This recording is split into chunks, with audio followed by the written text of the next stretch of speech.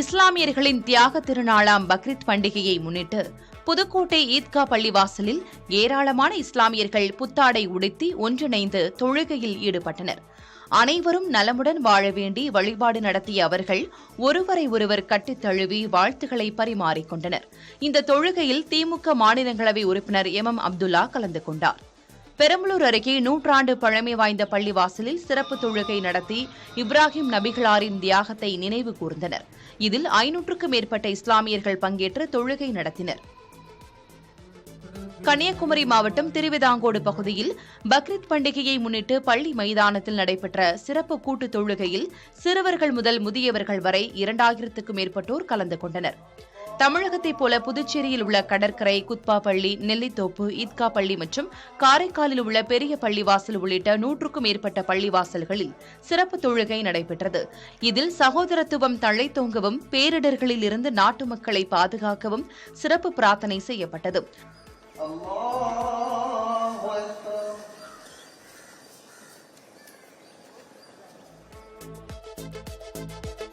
கிருஷ்ணகிரி மாவட்டம் ஒசூர் மாநகராட்சியில் கழிவுநீர் கலந்த குடிநீரை குடித்ததால் ஏராளமானோருக்கு உடல்நலம் பாதிக்கப்பட்ட விவகாரத்தில் குழாய் ஆய்வாளரை பணியிடை நீக்கம் செய்து ஆட்சியர் உத்தரவிட்டுள்ளார். சின்ன எலசகிரி பகுதியில் மாநகராட்சி மூலம் விநியோகிக்கப்பட்ட தண்ணீரை குடித்த சிலருக்கு வாந்தி, மயக்கம், வயிற்றுப்போக்கு ஏற்பட்டுள்ளது. கடந்த 5 நாட்களில் மட்டும் 80க்கும் மேற்பட்டோர் மருத்துவமனையில் அனுமதிக்கப்பட்டுள்ளனர்.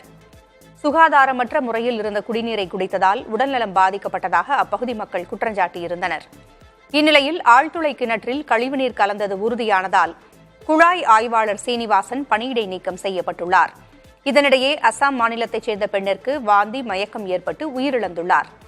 மாநகராட்சி தண்ணீரை குடித்த பிறகே அவருக்கு உடல்நலம் பாதிக்கப்பட்டு உயிரிழந்ததாகவும் இதனால் அவரது 5 மாத குழந்தை தாயின்றி தவிப்பதாகவும் அப்பகுதி மக்கள் குற்றஞ்சாட்டியுள்ளனர். இதுகுறித்து ஆட்சியரிடம் விளக்கம் கேட்டதற்கு உடற்கூறு ஆய்விற்கு பிறகே உயிரிழப்பிற்கான காரணம் தெரியவரும் என்று விளக்கமளித்துள்ளார். தண்ணியெல்லாம் பிடிச்சோம் ஏரியாவில் எல்லாருமே தான். அந்த பொண்ணு பிடிச்சிச்சு, நல்லாவே இருந்துச்சு 7 மணி வரைக்கும். 7 மணிக்கு பார்த்தீங்கன்னா எனக்கு ஒரு மாதிரி இருக்குன்னு சொன்னாங்க. இங்கே டவுனில் மெடிக்கலுக்கு போய் டேப்லெட் வாங்கிட்டு வந்து போட்டு சாப்பிட்டு சொன்னதுக்கு சாப்பிடல. திருப்பி 12 மணிக்கு பார்த்தீங்கன்னா வாமிட்டு, லூஸ் மோஷன் ஆயிடுச்சு. அப்புறம் 2 மணிக்கு எங்களுக்கு கால் வந்துச்சு. போய் பார்க்கறதுக்குள்ளே முடியாமல் அப்படியே கண்ணிலே உயிர் விட்டுடுச்சு. பாஜகவுடன் செல்ல வேண்டும் என்பதற்காக விக்கிரவாண்டி இடைத்தேர்தலை அதிமுக புறக்கணித்துள்ளதாக திமுக அமைப்பு செயலாளர் RS பாரதி விமர்சித்துள்ளார். தேர்தல் கமிஷன் அவங்ககிட்ட ஸ்டேட் எலெக்ஷன் கமிஷன் ECIன்னு ஒன்று மேலே உட்காரு. அந்த ECI யாருடைய ஐ என்பது எல்லாருக்கும் தெரியும். இந்தியாவில் இருக்கிற அத்தனை பேரும் அந்த தேர்தல் கமிஷன் யாருடைய கையில் இருக்கிறது தெரியும். அந்த தேர்தல் கமிஷன் இருக்கும்போது ஏன் பயப்படுறாங்க? நடந்து முடிந்த நாடாளுமன்ற தேர்தலிலே தமிழ்நாட்டில் தான் எந்த கலவரம் இல்லாமல் வாக்குப்பதிவு நடந்து ஜனநாயகத்தை காப்பாற்றியதே தமிழ்நாடு என்று சொல்லத்தக்க அளவுக்கு நடந்தது. ஆனால் அவங்க வையம்பட்டி எப்படியாவது பிஜேபியோட போக வேண்டும் என்பதற்கு சிதம்பரம் என்று குறிப்பிட்டது போல இது ஒரு நொண்டி சாக்காக வைத்துக் கொண்டு சொல்லுவார்கள். அவங்க இன்னும் ஃபெயிலியர் ஆகிடுவாங்கன்றது. டெபாசிட் வாங்க ஏற்கனவே இந்த பார்லிமெண்ட் எலெக்ஷனில் பல இடத்துல டெபாசிட் போச்சு. இந்த தேர்தலிலும் டெபாசிட் போனால் இப்போ சசிகலா வர கட்சியை இணைக்க போகிறேன்னு அறிக்கை விட்டுருக்காங்க. இந்த சூழ்நிலையில் கட்சிக்காரன் ஒரே ஒரு சவால் உங்கள் மூலமாக அவருக்கு விடுறாரு. இந்த தேர்தலில் அவர் புறக்கணிச்சிட்டார்ல. புறக்கணிக்கிறத ஒரு கட்சி புறக்கணிதுன்னா அந்த கட்சியில் இருக்கிற யாரும் ஓட்டு போட முடியாது. நாங்களும் ஒரு 3 கணக்கு எடுக்க போகிறோம். அந்த எலெக்ஷன் அன்றைக்கி யார் யார் ஓட்டு போடுறாங்களோ அந்த ஏஜென்ட்டுக்கு தெரியும். அதிமுகவில் இருக்கிற ஒன்றிய செயலாளர், அதிமுகவில் இருக்கிற கிளைக்கழக செயலாளர், அதிமுகவில் இருக்கிற நிர்வாகிகள், கவுன்சிலர்கள் இவங்கெல்லாம் ஓட்டு போட்டாங்களான்னு ஒரு கணக்கு எடுத்துட்டு அப்படி அவங்க ஓட்டு போட்டுருந்தாங்கன்னு வச்சுக்கோங்க. அவங்கெல்லாம் எடப்பாடி புறக்கணிச்சிட்டாங்கன்னு இருப்பாங்க. தேர்தலை புறக்கணி என்று கட்சிக்கு சொல்லிட்டு அப்படி அவங்கெல்லாம் பார்ட்டிசிபேட் பண்ணாங்கன்னா அப்படி தைரியமாக கூட தயாராக எடப்பாடிக்கு நான் சவால். இதை மீறி யாராவது ஓட்டு போட்டிங்கன்னா உங்களை கட்சி விட்டு நீக்கிறது நடவடிக்கை எடுப்பேன்னு சொல்லி தயாராக செய்ய மாட்டேன். அவங்க ஒரு அண்டர்லைன் டீலிங் வைக்கலான்னு பாருங்க. எதையும் சந்திக்கிற ஆற்றல் எங்களுக்கு. கர்நாடகாவைச் சேர்ந்த மத்திய இணையமைச்சர் சோமண்ணா மேகதாட்டு விவகாரத்தில் நடுநிலை தவறாமல் செயல்பட வேண்டும் என்று பாமக நிறுவனர் ராமதாஸ் வலியுறுத்தியுள்ளார். அவர் வெளியிட்டிருக்கும் அறிக்கையில், மேகதாட்டு அணை சிக்கல் தொடர்பாக மத்திய அரசு மற்றும் தமிழ்நாடு, கர்நாடகா, புதுச்சேரி அரசுகள் பேச்சு நடத்த வேண்டும் என்று மத்திய நீர்வளத்துறை இணையமைச்சர் சோமண்ணா கூறியதை சுட்டிக்காட்டியுள்ளார். நீதியின் பக்கம் நிற்க வேண்டிய மத்திய அமைச்சர் கர்நாடகத்தின் குரலாக ஒலிப்பது கண்டிக்கத்தக்கது என்று தெரிவித்துள்ள ராமதாஸ், தமிழ்நாட்டின் உரிமைகளையும் தண்ணீரையும் பறிக்கும் நோக்கில் கர்நாடக அரசால் தயாரிக்கப்பட்ட திட்டம்தான் மேகதாட்டு அணை என குற்றஞ்சாட்டியுள்ளார். மத்திய அமைச்சரான பிறகும் கர்நாடகத்திற்கு ஆதரவாக பேசியதன் மூலம் சோமண்ணா நடுநிலையையும் நம்பகத்தன்மையையும் இழந்துவிட்டதாக அவர் கூறியுள்ளார். மேகதாட்டு அணை தொடர்பாக பேச்சு நடத்த மத்திய அரசிடமிருந்து அழைப்பு வந்தால் அதை தமிழக அரசு ஏற்கக்கூடாது என்றும் பாமக நிறுவனர் ராமதாஸ் வலியுறுத்தியுள்ளார். குவைத்தில் ஏற்பட்ட தீ விபத்தில் உயிரிழந்த தொழிலாளியின் குடும்பத்தினருக்கு நாடாளுமன்ற உறுப்பினர் கனிமொழி நிவாரணத் தொகையை வழங்கினார். கடந்த 12ஆம் தேதி நடைபெற்ற தீ விபத்தில் தூத்துக்குடி மாவட்டம் கோவில்பட்டியைச் சேர்ந்த மாரியப்பன் என்பவர் உயிரிழந்தார். இவரது உடல் குவைத்திலிருந்து கொண்டுவரப்பட்டு தகனம் செய்யப்பட்டது. இந்நிலையில் மாரியப்பன் வீட்டிற்கு சென்ற எம்பி கனிமொழி, அமைச்சர் கீதா ஜீவன் ஆகியோர் அவரது குடும்பத்தினருக்கு ஆறுதல் கூறினர். மேலும் அரசு சார்பில் அறிவிக்கப்பட்ட 5 லட்சம் ரூபாய்க்கான காசோலையை கனிமொழி வழங்கினார். இந்நிலையில் மாரியப்பனின் மனைவிக்கு அரசு வேலை வழங்க வேண்டும் என அவரது குடும்பத்தினர் கனிமொழியிடம் கோரிக்கை விடுத்தனர்.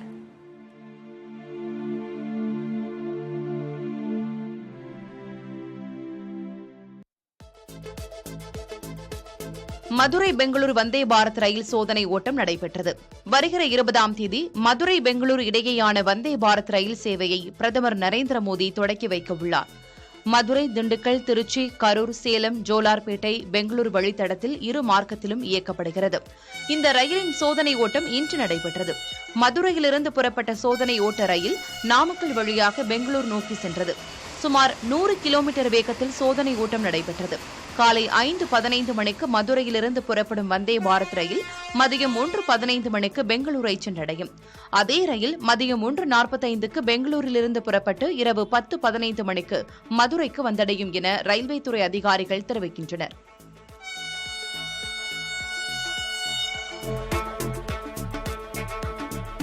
ஆழ்கடலில் உயிரிழந்த மீனவர்களில் ஒருவரின் உடல் 3 நாட்களாகியும் மீட்கப்படாத நிலையில் அதை கண்டித்து மீனவர்கள் ஒருநாள் அடையாள வேலை நிறுத்தத்தில் ஈடுபட்டுள்ளனர். கடந்த 14ஆம் தேதி மண்டபம் பகுதியைச் சேர்ந்த 5 மீனவர்கள் மீன்பிடிக்க சென்ற நிலையில் ஆழ்கடலில் மூழ்கியுள்ளனர். இதில் 2 உயிருடன் மீட்கப்பட்ட நிலையில் பரகத்துல்லா மற்றும் ஆரோக்கியம் ஆகியோரின் உடல்கள் மீட்கப்பட்டன. கலீல் ரஹ்மான் என்பவரின் உடலை தொடர்ந்து தேடி வருகின்றனர். இதையடுத்து மீனவர்கள் ஆலோசனைக் கூட்டத்தில் வேலை நிறுத்தத்தில் ஈடுபடப் போவதாக அறிவித்த நிலையில் 700க்கும் மேற்பட்ட விசைப்படகுகள் கரைகளில் நங்கூரமிட்டு நிறுத்தி வைக்கப்பட்டுள்ளன. தமிழக அரசின் சார்பில் இறந்தவர்களின் குடும்பங்களுக்கு 2 லட்சம் ரூபாய் காசோலையை மாவட்ட ஆட்சியர் வழங்கினார்.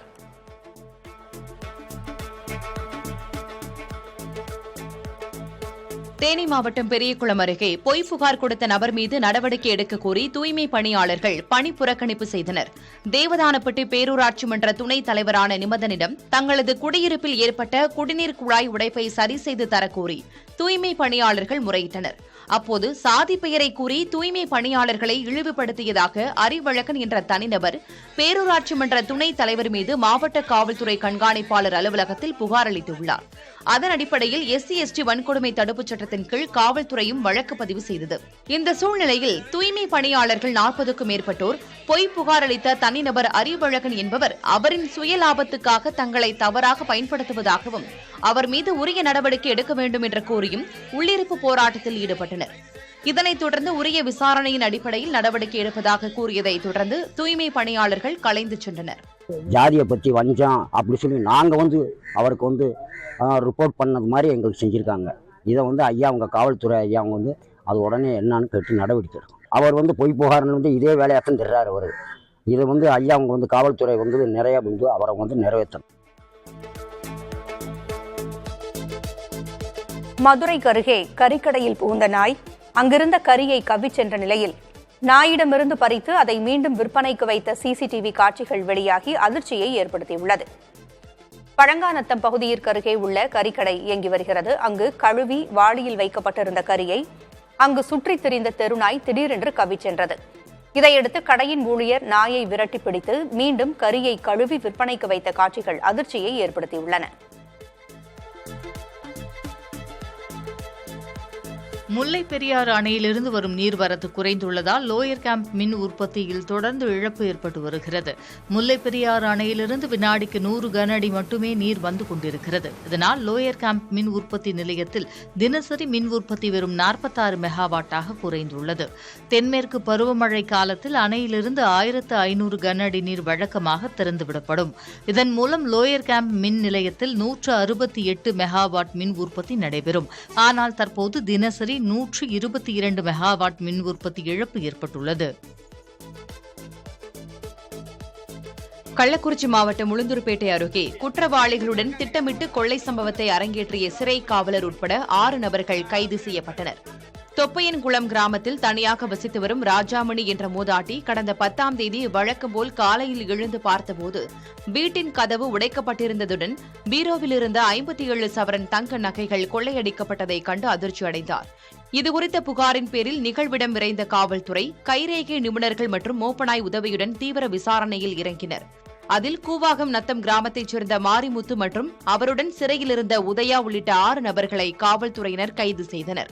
மேலும் கொள்ளைக்கு உடந்தையாக இருந்த கடலூர் மத்திய சிறை தலைமை காவலர் ஞானமணி என்பவரையும் கைது செய்து நகை மற்றும் பணத்தை பறிமுதல் செய்தனர். இனி குற்றச்சம்பவங்கள் நடைபெறாமல் தடுக்க தனிப்படை அமைக்கப்படும் என காவல்துறை கண்காணிப்பாளர் சமைசிங் மீனா கூறினார்.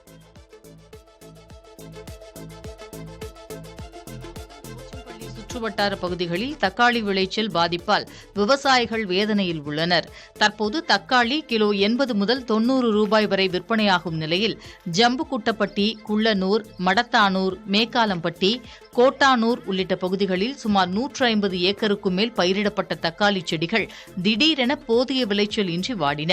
பருவநிலை மாற்றமே இதற்கு காரணம் என கூறும் விவசாயிகள் இந்த நிலையை மாற்றி விளைச்சல் அதிகரிக்க வேளாண் அதிகாரிகள் வழிவகை செய்ய வேண்டும் என கோருகின்றனர்.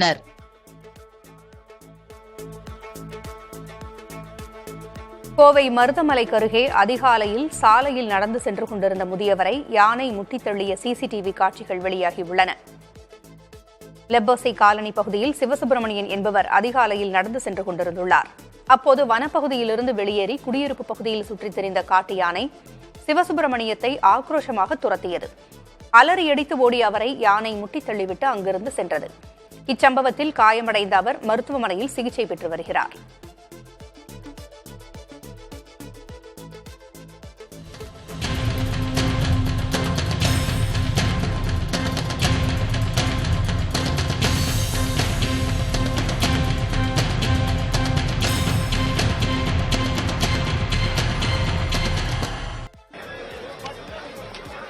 மேற்கு வங்கத்தில் நிகழ்ந்த ரயில் விபத்தில் லோகோ பைலட் உட்பட 5 பேர் உயிரிழந்தனர். 30க்கும் மேற்பட்டோர் படுகாயமடைந்தனர். திரிபுராவின் அகர்தலாவிலிருந்து மேற்கு வங்கத்தின் செலடா நோக்கி சென்ற கஞ்சன்ஜங்கா விரைவு ரயில் நியூ ஜல்பைகுரி ரயில் நிலையத்திலிருந்து 7 கிலோமீட்டர் தொலைவில் நின்று கொண்டிருந்தது. அப்போது கஞ்சன்ஜங்கா விரைவு ரயில் மீது சரக்கு ரயில் பின்பக்கமாக மோதியது. இதில் சரக்கு ரயிலின் சில பெட்டிகள் தடம் புரண்டன. அதேபோல் விரைவு ரயிலின் 3 பெட்டிகளும் தடம் புரண்டு உருக்குலைந்தன. இந்த விபத்தில் லோகோ பைலட் உட்பட 5 பேர் உயிரிழந்தனர். மேலும் படுகாயமடைந்த 30க்கும் மேற்பட்டோர் அருகே உள்ள அரசு மருத்துவமனையில் அனுமதிக்கப்பட்டுள்ளனர். ரயில்வே படையினர், தேசிய பேரிடர் மீட்பு படையினர் இணைந்து மீட்பு பணியில் ஈடுபட்டுள்ளனர். இடிபாடுகளுக்குள் சிக்கியுள்ளவர்களை மீட்கும் பணிகள் வேகமாக நடைபெற்று வருகின்றன. விபத்து குறித்து தகவல் அறிய தொலைபேசி உதவி எண்கள் அறிவிக்கப்பட்டுள்ளன. இந்நிலையில் சிக்னலில் சரக்கு ரயில் நிற்காமல் சென்றதால் விபத்து ஏற்பட்டதாக முதற்கட்ட தகவல் வெளியாகியுள்ளது.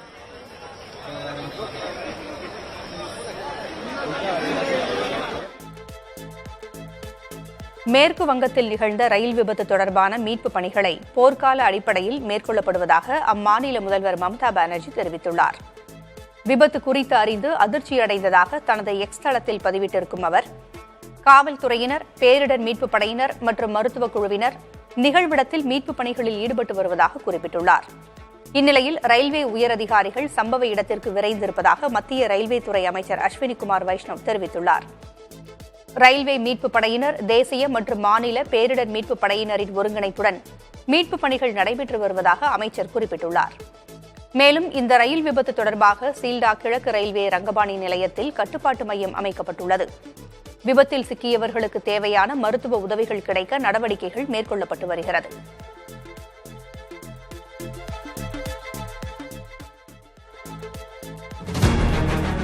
பிரதமர் மோடி போப் பிரான்சிஸ் இடையேயான சந்திப்பு குறித்து வெளியிட்ட கேலியான பதிவுக்கு கேரள மாநில காங்கிரஸ் கட்சி மன்னிப்பு கோரியுள்ளது.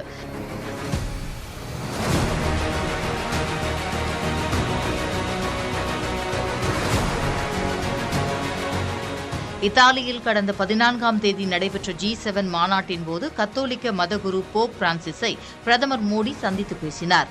இந்த புகைப்படத்தை பதிவிட்ட கேரள மாநில காங்கிரஸ் இறுதியாக போப் பிரான்சிஸ்க்கு கடவுளை சந்திக்கும் வாய்ப்பு கிடைத்துவிட்டதாக சமூக வலைதளத்தில் கேலியாக பதிவிட்டிருந்தது.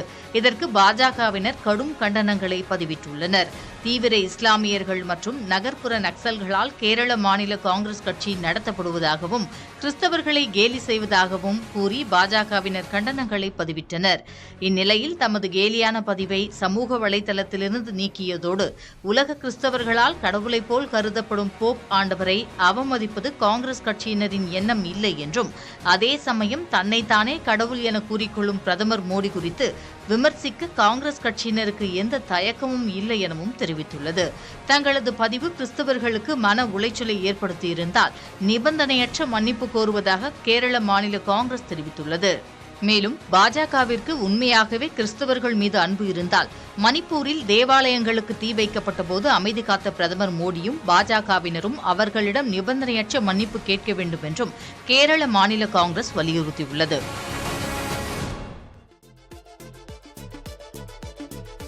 குவைத் தீ விபத்தில் உயிரிழந்தோரின் குடும்பங்களுக்கு தலா 8 லட்சம் ரூபாய் இழப்பீடு வழங்கப்படும் என NPTC நிறுவனம் தெரிவித்துள்ளது. குவைத் அடுக்குமாடி குடியிருப்பில் கடந்த வாரம் ஏற்பட்ட பயங்கர தீ விபத்தில் கேரளாவைச் சேர்ந்த 23 பேர், தமிழகத்தைச் சேர்ந்த 7 பேர் உட்பட 45 இந்தியர்கள் உயிரிழந்தனர். இந்த கோர விபத்து குறித்து பேசிய NPTC நிறுவன தலைவரும் கேரளாவைச் சேர்ந்தவருமான KG ஆப்ரஹாம் விபத்து குறித்து வருத்தம் தெரிவித்தார். இந்த விபத்து தங்கள் நிறுவனத்தின் தவறால் நடைபெறவில்லை என்றும், இருப்பினும் விபத்துக்கு பொறுப்பேற்பதாகவும் தெரிவித்தார்.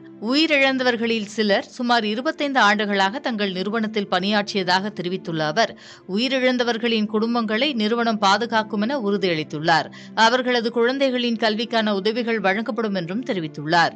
உயிரிழந்தவர்களுக்கு காப்பீட்டு வசதிகள் ஏற்கனவே செய்யப்பட்டு இருந்ததால் அதன் மூலம் 4 ஆண்டு ஊதியம் அவர்களது குடும்பத்தினருக்கு கிடைக்கும் எனவும் அந்த நிறுவனம் தெரிவித்துள்ளது. மேலும் உயிரிழந்தோரின் குடும்பத்தைச் சேர்ந்த ஒருவருக்கு அவர்களது கல்வி தகுதிக்கு ஏற்ப NPTC குழுமம் வேலைவாய்ப்பு அளிக்கும் என்றும் தெரிவித்துள்ளது. உத்தரப்பிரதேச மாநிலம் லக்னோவில் சினிமா காட்சியினைப் போல் தீவிர சிகிச்சை அரங்கில் திருமணம் நடைபெற்றுள்ளது. லக்னோ சவுக் பகுதியைச் சேர்ந்த முகமது இக்பால் என்பவர் உடல்நலக்குறைவு காரணமாக அங்குள்ள மருத்துவமனை ஒன்றில் சிகிச்சை பெற்று வந்துள்ளார்.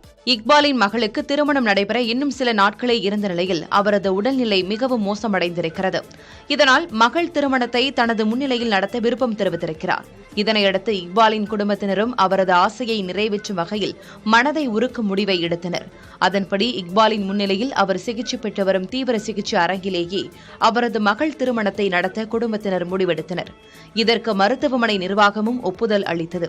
இதனையடுத்து தீவிர சிகிச்சை பிரிவில் இருந்த இக்பாலின் முன்னிலையில் அவரது மகளின் திருமணம் நிக்கா எனப்படும் இஸ்லாமிய முறைப்படி நடைபெற்றது.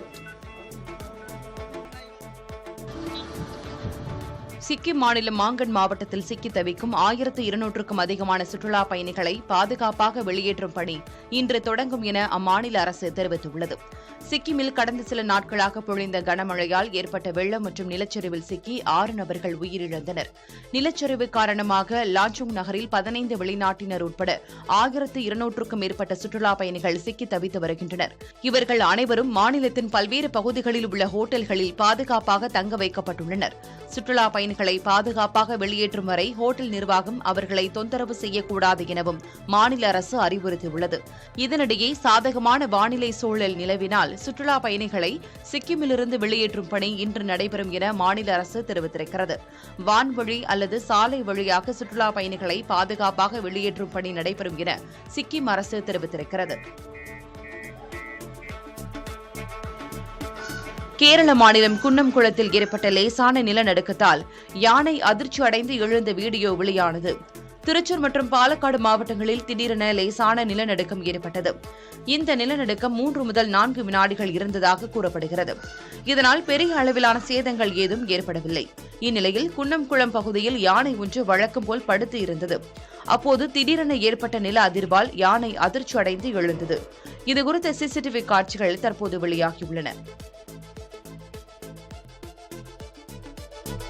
பிரேசிலில் தனிநபர் பயன்பாட்டிற்கு போதைப்பொருள் வைத்திருப்பதை சட்டப்பூர்வமாக்க வலியுறுத்தி ஏராளமானோர் போராட்டத்தில் ஈடுபட்டுள்ளனர். பிரேசிலில் போதைப்பொருள் வைத்திருப்பதை குற்றம் என்றும் அவர்களுக்கு தண்டனை வழங்கும் வகையிலும் சட்டத்திருத்தம் செய்ய அந்நாட்டு அரசு முயற்சி செய்து வருகிறது. தனிநபர் பயன்பாட்டிற்கு சிறிதளவு போதைப்பொருள் வைத்திருப்பது குற்றமில்லை என்பது தொடர்பான வழக்கு அந்நாட்டு உச்சநீதிமன்றத்தில் விசாரணையில் உள்ளது. இந்நிலையில் போதைப்பொருள் வைத்திருப்பதை சட்டப்பூர்வமாக்க வேண்டும் என வலியுறுத்தி சாபாவ்லோ நகரில் நடைபெற்ற பேரணியில் ஏராளமானோர் பங்கேற்றனர்.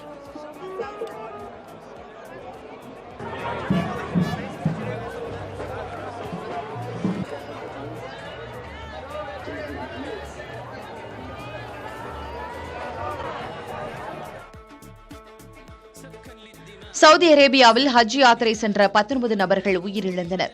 சவுதி அரேபியாவின் மெக்கா நகருக்கு பல நாடுகளிலிருந்து இஸ்லாமியர்கள் ஹஜ் புனித யாத்திரை மேற்கொண்டு வருகின்றனர். இந்த ஆண்டு சவுதி அரேபியாவில் வெப்பம் அதிகரித்து காணப்படும் நிலையில் மெக்காவில் சராசரியாக 48 டிகிரி செல்சியஸ் வரை வெப்பம் பதிவாகி வருகிறது. இதனால் புனித யாத்திரை மேற்கொள்வோர் கடும் சிரமம் அடைந்து வருகின்றனர். மெக்கா வருவோர் அதிக நீர்ச்சத்துள்ள உணவுகளை எடுத்துக் கொள்ள வேண்டும் என அறிவுறுத்தப்பட்டு வருகிறது. வெப்ப தாக்கத்தை எதிர்கொள்வதற்காக மருத்துவ குழுவினர் உள்பட 1600 ராணுவ வீரர்கள் பாதுகாப்பு பணியில் ஈடுபடுத்தப்பட்டுள்ளனர். 30 அதிரடி விரைவு குழுவினர், 5000 சுகாதார மற்றும் முதலுதவி தன்னார்வலர்களும் பணியில் உள்ளனர். இந்நிலையில் ஜோர்டானைச் சேர்ந்த 15 நபர்கள், ஈரானைச் சேர்ந்த 5 நபர்கள் என மொத்தம் 19 நபர்கள் உயிரிழந்தனர்.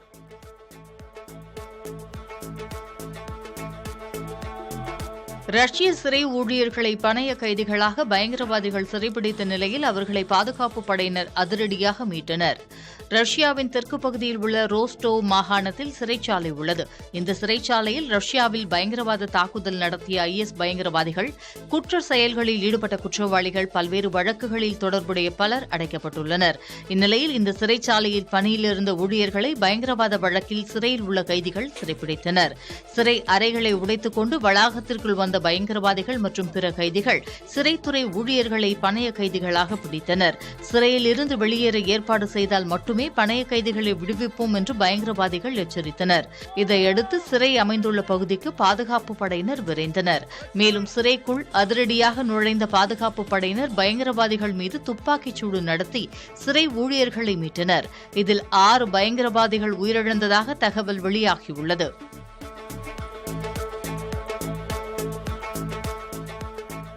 பக்ரீத் தினத்தில் பலியிடுவதற்கு கால்நடைகள் இல்லை, மாறாக தங்களை தாங்களே தியாகம் செய்வதாக காசாவில் பக்ரீத் தொழுகையில் ஈடுபட்ட இஸ்லாமியர்கள் வேதனை தெரிவித்துள்ளனர்.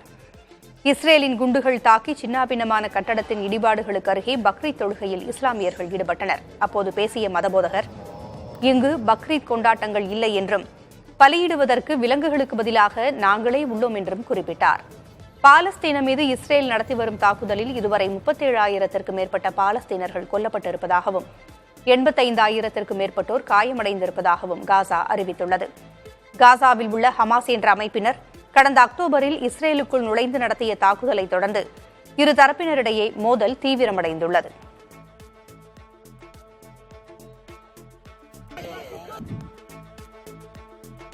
கம்போடியாவின் தலைநகர் பனோம் பென் மற்றும் இந்தியாவின் தலைநகர் புதுடில்லி இடையே முதல் முறையாக நேரடி விமான சேவை தொடங்கப்பட்டது. இதை கம்போடியாவின் துணை பிரதமர் நெட் சவோன் மற்றும் அந்நாட்டிற்கான இந்திய தூதர் தேவயானே கோபுரக்கடே ஆகியோர் தொடங்கி வைத்தனர். கம்போடியாவைச் சேர்ந்த கம்போடியா ஆங்கோர் ஏர் என்ற விமான நிறுவனத்தால் இரு நாடுகளுக்கும் இடையில் வாரத்திற்கு 4 விமான சேவைகள் இயக்கப்படும் என தெரிவிக்கப்பட்டுள்ளது. இதன் மூலம் சுற்றுலாத்துறை வளர்ச்சி அடைவது மட்டுமின்றி இரு நாடுகளுக்கு இடையேயான வரலாற்று உறவு மேலும் வலுவடையும் என தெரிவிக்கப்பட்டிருக்கிறது. இதுகுறித்து கம்போடியாவில் உள்ள இந்திய தூதரகம் இது ஒரு வரலாற்று நிகழ்வு என குறிப்பிட்டுள்ளது. 8வது தமிழ்நாடு பிரீமியர் லீக் கிரிக்கெட் போட்டிகள் ஜூலை 5ஆம் தேதி சேலத்தில் தொடங்குகிறது. ஆகஸ்ட் 4ஆம் தேதி வரை நடைபெறும் இந்த போட்டியில் Chepauk super gillies, Lyca Kovai Kings உள்ளிட்ட 8 அணிகள் பங்கேற்கின்றன. இந்த சீசனில் மொத்தம் 32 போட்டிகள் 25 நாட்களில் நடைபெறவுள்ளன. இந்த தொடரின் போட்டிகள் அனைத்தும் சேலம், கோவை, திருநெல்வேலி, திண்டுக்கல் மற்றும் சென்னை ஆகிய இடங்களில் நடத்தப்பட உள்ளன. இந்த போட்டிகளுக்கான ஆன்லைன் டிக்கெட் விற்பனை வருகிற 20ஆம் தேதி தொடங்கப்படும் என்று தமிழ்நாடு கிரிக்கெட் சங்க உதவி செயலாளர் பாபா தெரிவித்தார். மேலும் தமிழ்நாடு பிரீமியர் லீக் மகளிர் போட்டி ஓரிரு வருடங்களில் தொடங்கப்பட இருப்பதாகவும் அவர் கூறினார். திருப்பத்தூர் மாவட்டம் வாணியம்பாடி அருகே 3 நாட்கள் நடைபெற்ற மாநில அளவிலான பெண்கள் கபடி போட்டியில் சென்னை அணி வெற்றி பெற்றது. சென்னை, செங்கல்பட்டு, காஞ்சிபுரம், வேலூர் உள்ளிட்ட மாவட்டங்களைச் சேர்ந்த 36 அணிகள் போட்டியில் பங்கேற்ற நிலையில் சென்னை அணி முதல் பரிசாக 50,000 ரூபாயை தட்டிச் சென்றது. இப்போட்டியை ஏராளமான மக்கள் கண்டுகளித்தனர். இதேபோல் மன்னார்குடியில் தென்னிந்திய அளவிலான கபடி போட்டியில் தென் மத்திய ரயில்வே அணி வெற்றி பெற்று கோப்பையை வென்றனர். கிராண்ட் பிரிக்ஸ் குத்துச்சண்டையில் இந்தியாவின் லவ்லினா வெள்ளிப்பதக்கம் வென்றார். செக் குடியரசில் கிராண்ட் பிரிக்ஸ் குத்துச்சண்டை தொடர் நடந்தது. பெண்களுக்கான 75 கிலோ எடைப்பிரிவின் இறுதிப் போட்டியில் இந்தியாவின் லவ்லினா மற்றும் சீனாவின் லீ குவான் ஆகியோர் மோதினர். டோக்கியோ ஒலிம்பிக்கில் வெண்கலம் வென்ற லவ்லினா கடந்த ஆண்டு ஆசிய விளையாட்டு இறுதிப் போட்டியில் லீ குவானிடம் தோல்வியடைந்தார். இதற்கு பதிலடி கொடுப்பார் என்று எதிர்பார்க்கப்பட்ட நிலையில் லவ்லினா 2-3 என்ற புள்ளி கணக்கில் அதிர்ச்சி தோல்வியடைந்து வெள்ளிப் பதக்கத்தை கைப்பற்றினார். அசாமைச் சேர்ந்த இவர் பாரிஸ் ஒலிம்பிக் போட்டியில் பதக்கம் வெல்வார் என்று எதிர்பார்க்கப்படுகிறது. இம்முறை பாரிஸ் ஒலிம்பிக் குத்துச்சண்டை போட்டிக்கு இந்தியா சார்பில் 6 நபர்கள் தகுதி பெற்றுள்ளனர். தென்னாப்பிரிக்கா மகளிர் அணிக்கு இடையேயான முதலாவது ஒருநாள் கிரிக்கெட் போட்டியில் இந்திய அணி வெற்றி பெற்றது. இப்போட்டி பெங்களூரு சின்னசாமி மைதானத்தில் நேற்று நடைபெற்றது. டாஸ் வென்ற இந்திய அணி பேட்டிங்கை தேர்வு செய்தது. அதன்படி முதலில் ஆடிய இந்திய அணி 50 ஓவர்கள் முடிவில் 8 விக்கெட்டுகள் இழப்பிற்கு 265 ரன்கள் குவித்தது. இந்திய அணியில் அதிகபட்சமாக ஸ்மிருதி மந்தனா 117 ரன்கள் எடுத்தார். இதனையடுத்து 266 ரன்கள் அடித்தால் வெற்றி என்ற இலக்கை நோக்கி தென்னாப்பிரிக்கா களமிறங்கியது. இந்திய அணியின் பந்து வீச்சை சமாளிக்க முடியாத தென்னாப்பிரிக்க அணி 37.4 ஓவர்களில் 122 ரன்கள் மட்டுமே எடுத்து ஆல் அவுட் ஆனது. இதன் மூலம் 143 ரன்கள் வித்தியாசத்தில் இந்தியா அபார வெற்றி பெற்று தொடரை வெற்றியுடன் தொடங்கியது. தென்னாப்பிரிக்கா சார்பில் அதிகபட்சமாக சுனேலூஸ் 33 ரன்கள் எடுத்தார். இந்தியா தரப்பில் அறிமுக வீராங்கனையான ஆஷா சோபனா 4 விக்கெட்டுகளை வீழ்த்தி அசத்தினார். இரு அணிகளுக்கு இடையேயான இரண்டாவது ஒருநாள் போட்டி ஜூன் 19ஆம் தேதி பெங்களூரில் நடைபெறவுள்ளது. T20 உலகக்கோப்பையில் நேபாளத்தை வீழ்த்தியதன் மூலம் சூப்பர் 8 சுற்றுக்கு பங்களாதேஷ் அணி தகுதி பெற்றுள்ளது. டாஸ் வென்ற நேபாளம் முதலில் பந்து வீச தீர்மானித்தது. முதலில் களம் இறங்கிய பங்களாதேஷ் அணியினர் 19.3 ஓவர்களில் 106 ரன்களுக்கு ஆட்டமிழந்தனர். நேபாள அணியின் 4 பந்துவீச்சாளர்கள் தலா 2 விக்கெட்டுகளை வீழ்த்தினர். தொடர்ந்து 107 ரன்கள் என்ற இலக்கை நோக்கி விளையாடிய நேபாள அணி 19.2 ஓவர்களில் அனைத்து விக்கெட்டுகளையும் இழந்து 85 ரன்களை மட்டுமே எடுத்தது. பங்களாதேஷ் அணியின் தன்ஷிம் ஹசன் 7 ரன்களை மட்டுமே விட்டுக் கொடுத்து 4 விக்கெட்டுகளை வீழ்த்தினார். 21 ரன்கள் வித்தியாசத்தில் வெற்றி பெற்ற பங்களாதேஷ் அணி சூப்பர் 8 சுற்றுக்குள் நுழைந்தது. சூப்பர் 8 சுற்றில் இந்தியா, ஆஸ்திரேலியா, ஆப்கானிஸ்தான் ஆகிய அணிகள் உள்ள முதல் குழுவில் பங்களாதேஷ் அணியும் இணைந்துள்ளது.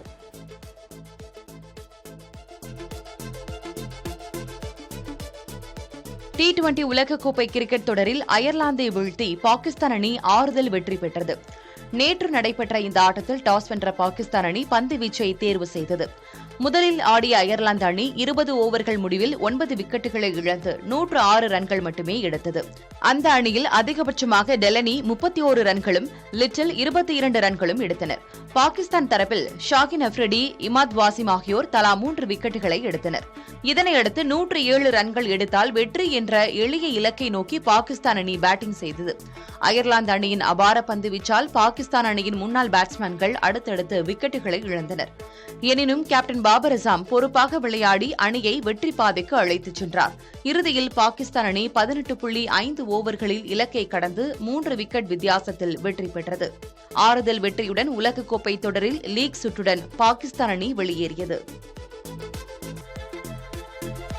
சென்னையில் தங்கத்தின் விலை சிறிய இறக்கம் கண்டுள்ளது. வெள்ளி விலையில் மாற்றமில்லை. இன்று காலை நிலவரப்படி 22 கேரட் ஆபரண தங்கம் கிராமிற்கு 15 ரூபாய் விலை குறைந்து 6,690 ரூபாய்க்கும், ஒரு சவரன் 120 ரூபாய் விலை இறங்கி 53,520 ரூபாய்க்கும் விற்கப்படுகிறது. வெள்ளி விலையில் மாற்றமில்லாமல் 1 கிராம் 95 ரூபாய் 60 காசுகளுக்கு விற்கப்படுகிறது. முன்னதாக கடந்த மே மாதம் 20ஆம் தேதி தங்கம் இதுவரை இல்லாத அளவாக 1 சவரன் 55,200 ரூபாய்க்கு விற்கப்பட்டது. மே மாதம் 29ஆம் தேதி முன் எப்போதும் இல்லாத அளவாக வெள்ளி 1 சவரன் 102 ரூபாய் 20 காசுகளுக்கு விற்கப்பட்டது.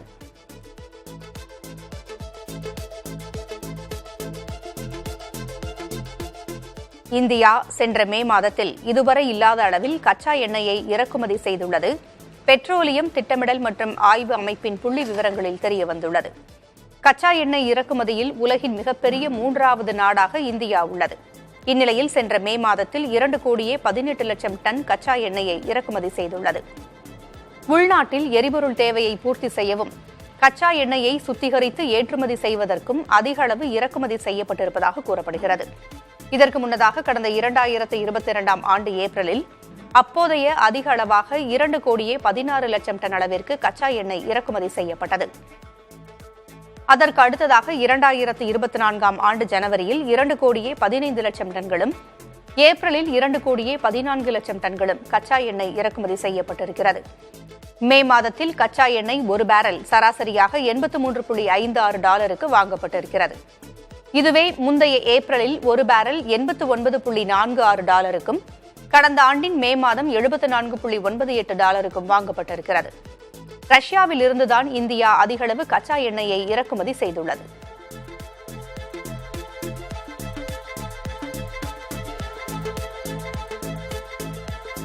இஸ்லாமியர்களால் கொண்டாடப்படும் முக்கிய பண்டிகையான பக்ரீத்தை முன்னிட்டு இன்று இந்திய பங்குச்சந்தைகளுக்கு விடுமுறை அளிக்கப்பட்டுள்ளது. மும்பை பங்குச்சந்தை மற்றும் தேசிய பங்குச்சந்தைகளில் பங்குகளை வாங்கி விற்பது, முன்பேர வர்த்தகத்தில் ஈடுபடுவது உள்ளிட்ட நடவடிக்கைகள் இன்று கிடையாது. நாளை ஜூன் 18ஆம் தேதி வழக்கம் போல பங்குச்சந்தைகள் இயங்கும் என்றும் அறிவிக்கப்பட்டுள்ளது. அதேபோல பண்டக சந்தைகளிலும் இன்று காலை வர்த்தகம் நடைபெறாது என்று அறிவிக்கப்பட்டுள்ளது. அதே நேரம் மாலை 5 மணி முதல் இரவு 11:30 மணி வரை முதலீட்டாளர்கள் பண்டக சந்தையில் வர்த்தகத்தில் ஈடுபடலாம் என்று அறிவிக்கப்பட்டுள்ளது. சீனாவின் பொருளாதார புள்ளி விவரங்கள் குறித்த தரவுகள் வெளியாக உள்ள நிலையில் மற்ற ஆசிய பங்குச்சந்தைகள் இறக்கத்துடனே வர்த்தகமாகின்றன.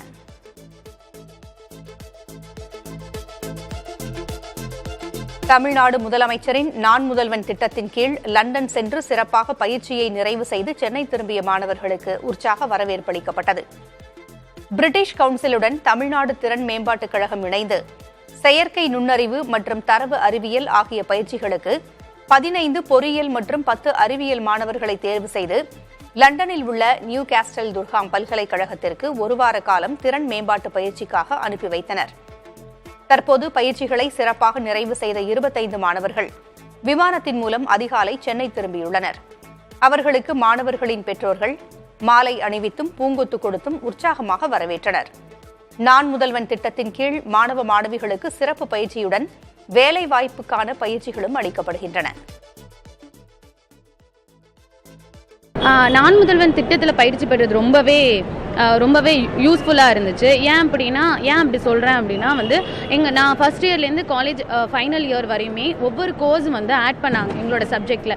அதில் லேர்ன் பண்ணது மூலியமாக தான் நிறைய லேர்ன் பண்ணிக்கிட்டேன் ஆக்சுவலாக. அப்புறம் நிறைய கோர்சஸ் கிராமப்புறத்தில் உள்ளவங்க எல்லாருனாலையுமே அந்த கோர்சஸ் படிக்க முடியாது.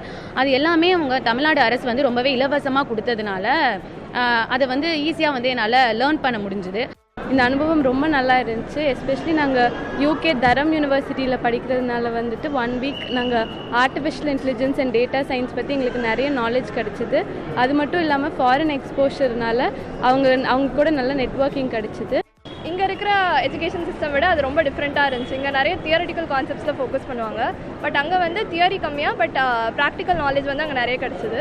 அதே மாதிரி எங்களுக்கு அங்கே நிறைய கல்ச்சுரல் விசிட்ஸ் இருந்துச்சு. அங்கே இருந்த ஸ்டூடெண்ட்ஸ் கூட நிறைய இன்ட்ராக்ட் பண்ண முடிஞ்சுச்சு.